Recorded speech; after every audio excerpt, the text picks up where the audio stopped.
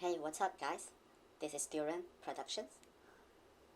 Today, we are going to review an updated copy of Huawei Matebook D14. It's still the Ryzen version, but unlike the previous Linux one, it has originally built-in Windows 10. Now this new model comes with space gray and 16GB of RAM with other similar specs to the original version. Currently, due to the distribution of 16GB version, this one is definitely more suggested. The space gray model looks far more premium than the silver model. It looks as if a MacBook Pro on my hand. The screen also looks better than previous Matebook D14 Linux version just half a year ago, which is quite not able to understand. After opening IDA 64, we are going to expect some change in the internals compared just to the Linux software version. The CPU is still the same, Ryzen 5 3500U. The battery is still the same, 55 Wh battery. As you see here, the discharge rate is around 6 to 7 watt. The 3000 generation Ryzen CPU looks quite power hungry on idle mode. It is not really good compared to Intel chips, but acceptable. The RAM are all soldered on motherboard, dual channel DDR4, frequency 24 MHz. The graphics is the Vega 8 integrated GPU with 2GB dedicated. From RAM, the display is an upgraded model compared to original Linux version. Although the production date here is 2016, but if you go online and do a search, this is a model released in Q4 2019 and mass production early 2020. This screen has significantly less backlight leaking, better color, better contrast than the original screen in Linux version of the laptop. It is a far better screen. I would not advise any people to buy the original Linux version of this laptop. This screen is noticeably better. The solid-state drive is from West Digital SN730. It is the West Digital Black Drive, one of the best solid-state drive on market. The less premium side is the Realtek or the crap brand wireless card. When you are facing some wireless issues, then the Realtek card is generally ranked at the end of the queue on your Wi-Fi router.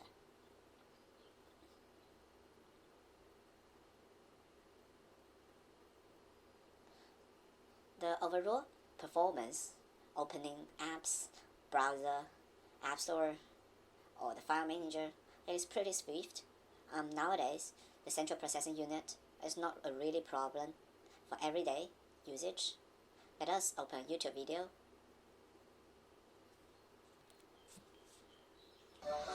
As a matter of fact, for what it's worth, Grammarly can, yeah, that's long. We can get rid of that. And this, good. And our next guest, all she was trying to do was catch a train in the London Tube, and now she is one of the hottest videos on.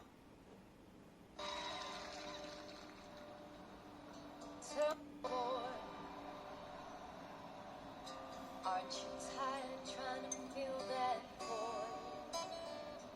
Or do you need more? Ain't it hard to keep things so hardcore? I'm falling.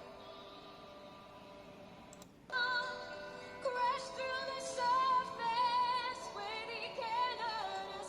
We fall from the shallow now. In the shallow, shallow.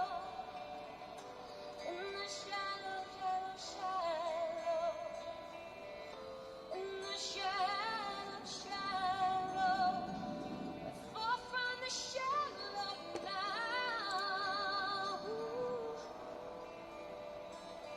Oh. The overall screen quality is really improvement, very significant improvement. This screen does not really like a standard 45 NTSC gamma screen.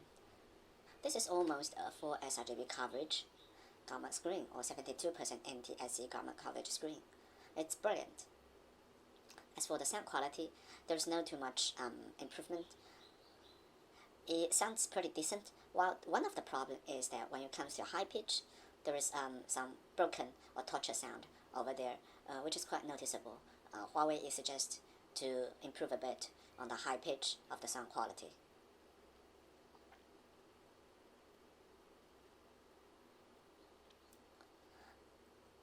Later, when we try to stress the system, before the stressing test, the overall discharge rate is around 6 watts with 30 plus Celsius degree temperature. Now let's start stressing the CPU alone. After a while, the CPU frequency reaches to 2.8 GHz, and then we turn to high performance mode, and the frequency goes all the way to around 3 GHz. The discharge rate around 25 watts, temperature 660 Celsius degrees plus. It is still pretty stable, all the numbers. Let us keep it for 10 minutes. After 10 minutes, the frequency is very stable, and so is the temperature and the discharge rate.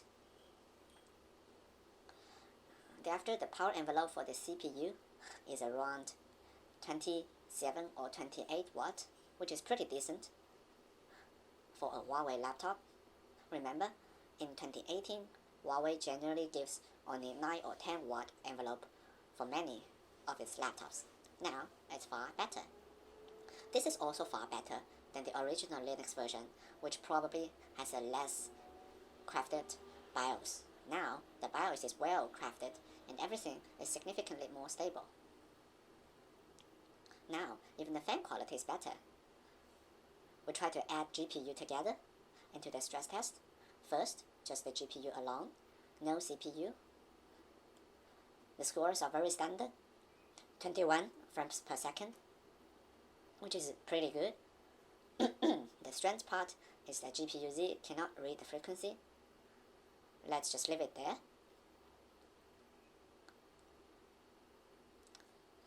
Now let's add the CPU into the stress test altogether.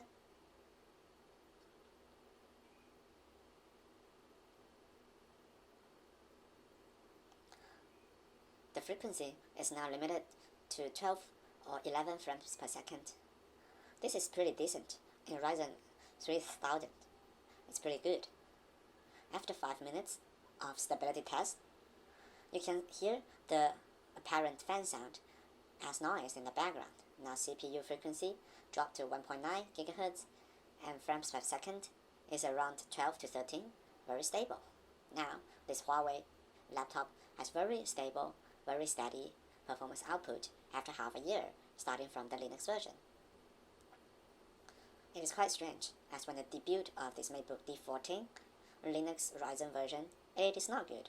Well, you just change the operating system and many parts, hardware, software, BIOS, all turns better. I'm not sure what Huawei is doing there, but definitely it's not a good thing to just keep everything under standard at the beginning.